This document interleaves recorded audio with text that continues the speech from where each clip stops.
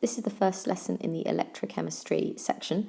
To start off our electrochemistry, we need to make sure that we really understand redox. So I know this is a topic that's been covered in year 12, but I spent the first lesson basically recapping everything to make sure that you're all really secure on this. So the first question was, which ones of these are redox reactions? There are two of them which are redox reactions. The way to think about it is to think about what the actual reaction is and write down the balanced equation and think about the oxidation states. So I'll carry on in a moment. So the first one of these is a redox reaction, the thermite reaction, because it's the reaction of aluminium with iron oxide to produce aluminium oxide and iron. Now, what you need to do is you need to remember that the oxidation state of any element is 0, okay? And the oxidation state of iron in iron oxide is +3. And the oxidation state of aluminium in aluminium oxide is also +3. So the key point is that the aluminium has been oxidized, is an increase in oxidation state, and the iron has been reduced, hence it's a redox reaction. An acid-base titration is not a redox reaction because no oxidation states change.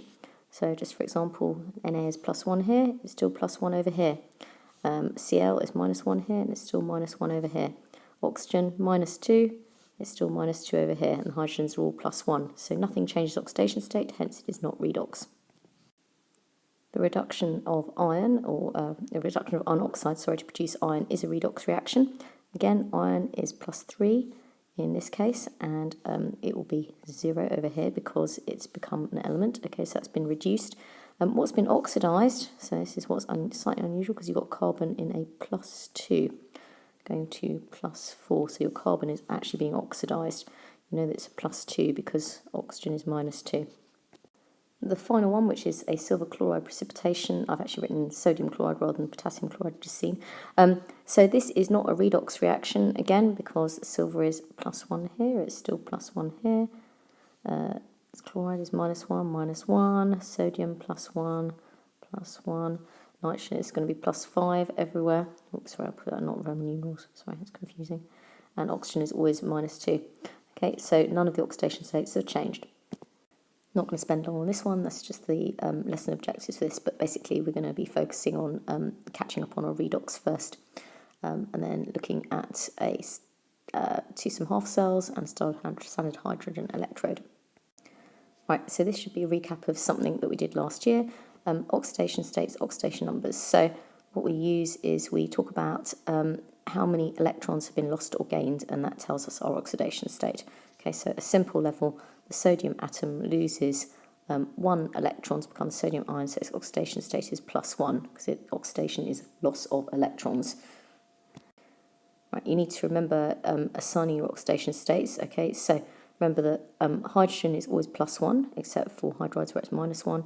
Oxygen is always -2, except for peroxides, so H2O2 is -1, and in compounds with fluorine it's O. So let's say something like OF2, it's going to be +2, because fluorine is always -1. Okay, so this is going to be +2, and H2O2 is going to be -1.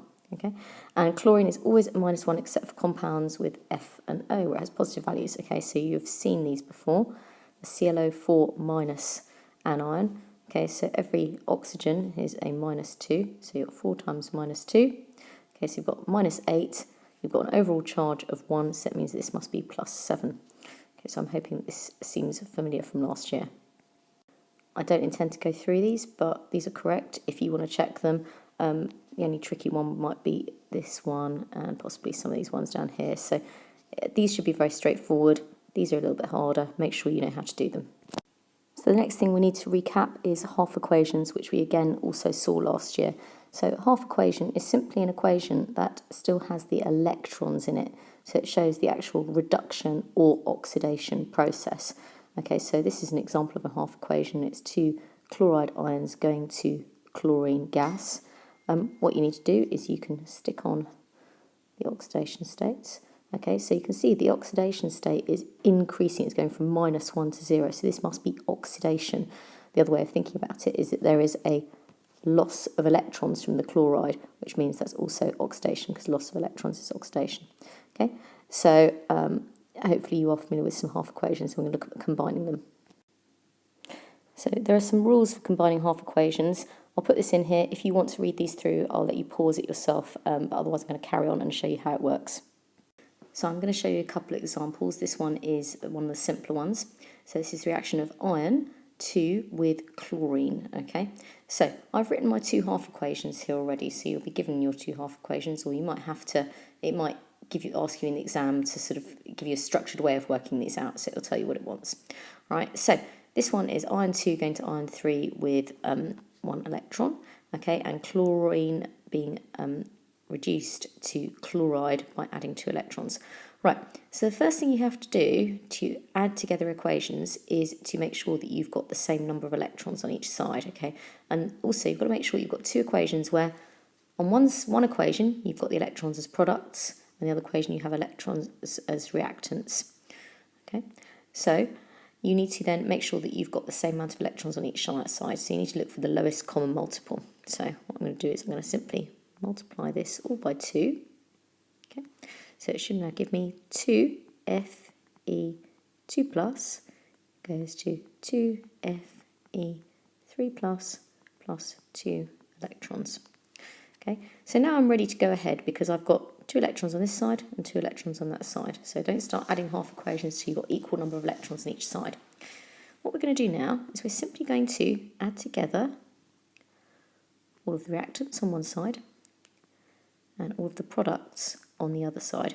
So we've got 2Fe2 plus Cl2 plus 2 electrons, giving you 2Fe3 plus 2 electrons plus 2 Cl minus. Now the nice thing you notice here, it's just like normal maths, where if you've got the same thing on each side, you can cancel it out. There we go. So you've got 2 electrons each side, so now they cancel out. So your overall equation will be 2Fe2 plus Cl2 gives you 2Fe3 plus 2 Cl minus. I'm going to show you a harder example now. So this one's a little bit more complicated. I'm also going to show you how to construct the half equation for the permanganate to manganese 2 reaction. So this one, you need to start, I'm going to start at the top here and work out the rest of the half equation for this, because I know this can sometimes be a challenge. So this is manganese plus 7. Okay, if you don't know how to do that, then you need to go back and have a think about how the oxygen is minus 2 and how that means that the manganese must be plus 7. Right, so you're going to manganese plus 7 to manganese plus 2, so you have to be adding 5 electrons. Okay, 7 to 2 is 5 electrons. Now, you've got some oxygens on this side. Okay, so this is a classic trick. So you're going to have some oxygens on the other side. Now, you can't just have oxygens. Things few gives out oxygen gas, so water is usually what's made. Now, if you're going to have water and you've got 4 oxygens, you're going to have 4 waters. If you're going to have 4 waters, you're going to have something on the other side to make those waters with, and that's going to be 8 H pluses.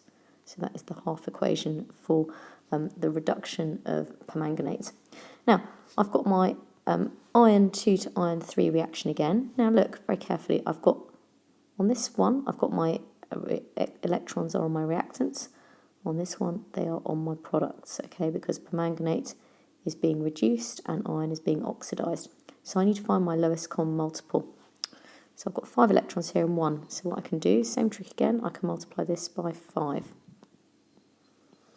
So I've got 5Fe2 plus going to 5Fe3 plus 5 electrons. So what we're doing again, same thing again, we're going to add up all of our reactants. So I'm going to circle through that. Sorry, I hope this is still clear. And all of our products. Obviously I'm only going to take them once, so I'm going to just ignore that middle line. So permanganate, MnO4 minus plus 5 electrons plus 8 H plus 5Fe2 plus gives me Mn2 plus 4H2O plus 5Fe3 plus 5 electrons. Okay, so now we can cancel out the electrons, and what's left is our balanced symbol equation. So I'm going to show you one more for good luck, just because this is probably the hardest as they get. So again, we've got our permanganate reduction, And this one is hydrogen peroxide going to oxygen and acid. So we've got two different equations here. Now both of them have got electrons on each side. So this one's products, this one reactants. So we need to find the lowest common multiple. So 10 electrons would be the lowest common multiple. So if we multiply this by 2, okay, to give us 2MnO4 minus plus 16H plus 10 electrons, going to 2Mn2 plus 8H2O. Funny enough, what I find a common mistake is that people remember to multiply the reactants but not the products, or do something silly like that. Right, now this one you have to multiply by 5 to get to 10, so I'm going to put this in the middle next to it. So I hope that this might make this clearer later on. 5H2O2 going to 5O2 plus 10H plus 10 electrons. So now, if we look at this bit in the middle here, we've got 10 electrons on this one, 10 electrons on this one, so we can now join these together. So we're going to do our little trick again of adding all this up on one side and adding all up that on the other side. So you're going to try out 2MnO4 minus plus 16H plus 10 electrons plus 5H2O2 going to 2Mn2 plus 8H2O plus 5O2 plus 10H plus 10 electrons. Right, so first things first, we know we can cancel the electrons, hurrah, so we got rid of those out of there, so it's slightly less complicated. Now, it's like having an equation where you've got 16y on one side and you've got 10y on the other side. You can actually reduce these H pluses down, so you can find what the final equation will be 2, and also you can get rid of the H, oh no, that's H2O2. I got rid of the H2O2s and the H2Os. Dear, oh dear, my bad handwriting. Right, so if you've got 16 H pluses on one side and 10 H pluses on the other side, you can actually make 6 H pluses here, plus 5 H2O2 gives you 2Mn2 plus 8H2O plus 5O2. Okay, and we cancelled out 10 H pluses, so that's perfect. Now we're actually going to get onto the new stuff. This is the year 13 stuff. That previous bit was all year 12 recap. So this is what a half cell is. So a half cell is a metal rod dipped in a solution of its own ions and is at equilibrium. Right. So this is a zinc metal strip. This is the electrode. Okay, electrode. And this is the electrolyte, okay, the zinc sulfate solution. Now it's important that you note that it is 1 molar, okay, because we're going to be defining standard electrode potentials, a little bit like we have a standard when we do Hess's law and we're defining standard enthalpies, okay, so it's going to be exactly the same idea. Now, what this is telling us, this equilibrium, is actually telling us how happy zinc is to give up its electrons, okay. So what I want you to think about while you're doing this is to think back to your reactivity series. So I'm just going to put a couple of things down here. FeCu. So there's four metals in your reactivity series that you did in like year 10. Okay, so sodium is much more reactive than zinc and Fe and Cu. So what this is telling us is that zinc is actually quite high up in the reactivity series, so it's actually quite happy to give up its 2 electrons. Okay, so bear that in mind when we move on to the next bit. So here is our half cell of zinc and zinc ions, and we have another half cell of copper and copper ions. So in order to measure the EMF between them, or the electrode potential, you need to put them together. You can't just measure the electrode potential as something on its own. So what you're going to have to do is you're going to have to create an electrochemical cell. Okay, so a cell is a circuit, and the circuit needs to be complete electrically. Okay, so you'll see in a minute that what we're going to put across here is a voltmeter. Okay, so we're going to connect this up so you have a nice link around here. But the reason you need a salt bridge is to connect the two solutions, okay, as it says in here. So it's a piece of paper soaked in saturated salt solution. Quite often it's this here, sometimes this. Now, you've seen 1 or 2 questions where they do say, why can't you use this and this solution as a salt bridge? It's because it reacts with the metal ions, so that particular salt may react with the metal ions to form a precipitate, in which case that's no good as a salt bridge. I will hopefully give you that example so you can see that. So here is the voltmeter connected. So now you can see, once this is all connected up, that you have a complete circuit here around which electrons can travel. Okay, makes a big deal in this about it being a high resistance voltmeter. Okay, so it shows, obviously electrons don't travel around, but it shows you the direction of travel. So when you stick your voltmeter in here, you will find that a standard, between a zinc and a copper half cell, where both of them are 1 molar, you will end up with 1.1 volts of potential difference, okay, or push that the electrons have.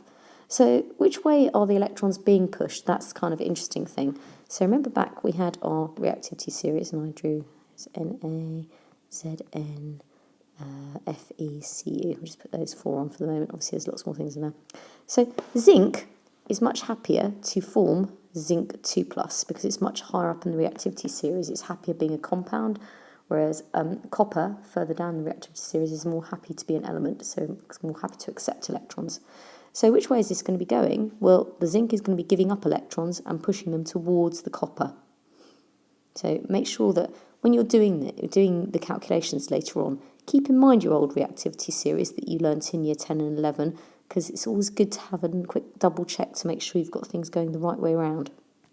And that's exactly what this next slide is going to show. I forgot what was coming up next. So zinc, obviously I said, is happier to give up its electrons. So here on this electrode, the these zinc atoms will be happily giving up their electrons, and the electrons will be gathering on this wire, okay, and wanting to flow through to here. So here's the interesting part about this, and this is why we're interested in this topic at all, is because if you put a lamp in between there, what will happen is that the zinc will be giving up its electrons. Those electrons will be flowing along the electrode, and they can go through a bulb to light it, and they come through here, and the copper 2+ ions will pick up electrons and become copper metal, so there'll be copper metal deposited here. So this is the basis for any kind of battery, okay? So one metal is more reactive, is happy to give up electrons. Those electrons zipping around to another metal which is happy to receive, metal ion which is happy to receive them. So here comes the whole reason for doing the half equations. So what I said earlier on was that zinc is happy to give up its electrons. Okay, so zinc is the one that's being oxidized, and copper is the one that is going to be reduced. Okay, so we need to flip this equation round. So we need to flip it round so that it's 2 electrons plus Cu 2+ going to copper solid. So now if you add this to this, you'll end up with this lovely equation which will show you exactly what is happening in those half cells. So zinc is giving up its electrons to copper 2+ to form zinc 2+ and provide copper. Now I shoved this slide in here. This is exactly the same electrode cell, as electrochemical half cells set up. So it's in zinc sulfate and copper sulfate. It's just showing you what's going on with the salt bridge, really. So the salt bridge is just emphasising that the sulfate ions can migrate across the salt bridge. So that's what's connecting up the circuit and connecting up the charges. And this is the quick point about salt bridges. You need to choose your chemical carefully so it doesn't react with the cells and precipitate. So we'll look for that one question that pulls out that point. I believe it's a copper one and it's an ammonia salt or something. I'll have to have a look it up. Right, so you will be doing this as a mini practical to have a go and have a look and see how this works, and then your required practical 8 will be very similar. So what we've done is we've combined half cells. Okay, so obviously this is not animated at the moment, but if you've got a copper half cell, an iron and a zinc half cell, right, you know from your reactivity series that this one is the most reactive, that's the next most reactive, and that's the next most reactive. So if you connect up the zinc to the iron, because the zinc is more reactive, zinc should be giving up its electrons to go to the iron, okay, and that's plus 0.32 volts. Okay, so we're going to hold that idea in mind, okay, so we're going to come back to that later on. So what it's meaning is that the electrons are flowing around here and that the iron 2 is picking up electrons to be reduced to iron. So again, we know that iron is more reactive than copper, so if we set this up, then the iron is going to be losing electrons. They'll flow along here, and then the copper will pick up the electrons, copper 2 plus will pick up the electrons and be reduced. Okay, so the half equation for this will be Fe plus 2Cu, oh, whoops, no, not 2, Fe plus, crikey, got overexcited there, Cu 2 plus going to Fe 2 plus Cu. Oh, and just note that it's plus 0.78 volts, because we're going to have a look in a minute what happens if we look at zinc and copper. So here is zinc and copper, so it's the most reactive of the three with the least reactive of the three. Now, what you'll notice is this is 1.1 volts. Okay, so first of all, you'll know that zinc is going to give up its electrons to form copper. We've already done the half equation for that. Now, so the zinc and iron was 0.32 volts, okay, and the iron and copper was 0.78 volts. And the eagle-eyed amongst you may have noticed that if you add these together, you get 1.10 volts, which is no surprise, okay? So we will come back to this later on. We will work out how we can work out the electrode, the potential difference of any two half cells added together. So reactivity series is starting to put some numbers behind it now. Right. So like any good value, we need to measure it against a standard. Okay, so we've seen now that you can measure them against each other. Okay, so you can measure a copper cell half cell versus zinc half cell. But if we decide to choose a standard electrode and we make that 0, then we can give any half cell a value relative to that 0. Okay, and so then we're going to be able to tabulate them and do all sorts of cool equations with them. So we tend to use something called a standard hydrogen electrode. Now, the standard hydrogen electrode you must know all of the conditions for. Okay, so what standard hydrogen electrode is hydrogen gas being bubbled through, so it's bubbled through here, okay, and it's going into a solution of hydrogen ions.